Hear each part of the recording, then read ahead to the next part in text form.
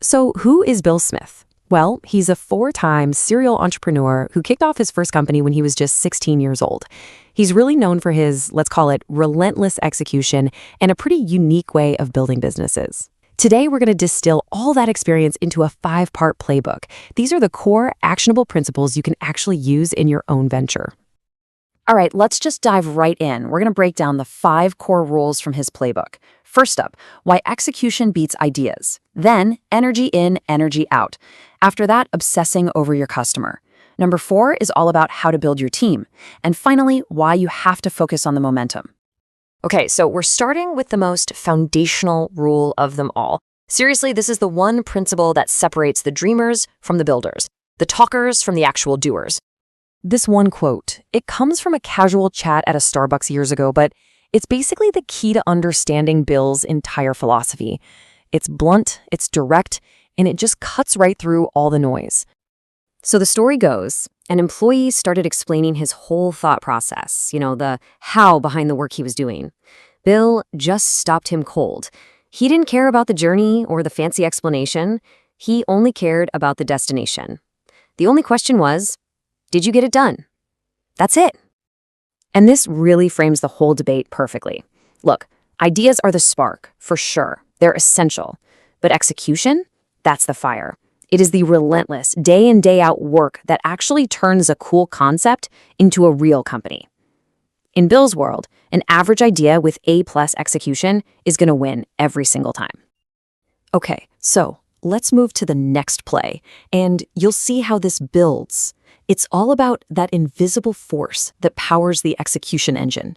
It's not just what you do, it's about the energy you bring while you're doing it. So what does energy in, energy out actually mean? Well, it's a really simple but profound leadership equation. Your team's energy has a ceiling, and that ceiling is you, your intensity, your focus, your drive. That sets the absolute maximum potential for your entire team. And this is how you apply it. It's simple. Energy flows where attention goes. If you are constantly, and I mean consistently asking about sales numbers, guess what? The sales numbers will improve. If you're laser focused on product bugs, the product quality will get better. Your attention is literally the steering wheel for your team's energy. Bill actually breaks this down into a practical formula. It all starts with you setting the pace. Then you direct that energy with your consistent attention. And, this is crucial, you have to measure it. This is where telemetry, which is just a fancy word for collecting data to see what's happening, becomes absolutely non-negotiable. You can't direct energy effectively if you're just flying blind. Now for a principle that Bill has literally built multiple companies on. And this isn't just about, good customer service. This is a deep, almost ruthless prioritization of the customer experience that becomes your competitive advantage, your moat. I mean, think about this for a second. It's just incredible. Before they had some massive engineering team, before they were even thinking about hyperscaling, one of their very first hires was a person dedicated entirely to gratitude. Their only job was to write and send personal, handwritten thank you notes. It wasn't an afterthought. It was a foundational pillar of the whole company. And the scale of this commitment, it was just staggering. In his first week, one new employee was handed a stack of 5,000 Christmas cards and was just told to start signing. This wasn't some small, cute little effort. It was a system designed to deliver a personal connection at a massive scale. What's so important to get here is that this was an entire system. It wasn't just shoppers. Investors got handwritten notes every single year. Customers got balloons sent to them on their birthdays. The goal was super simple but so powerful. Make every single person who interacts with your company just beam.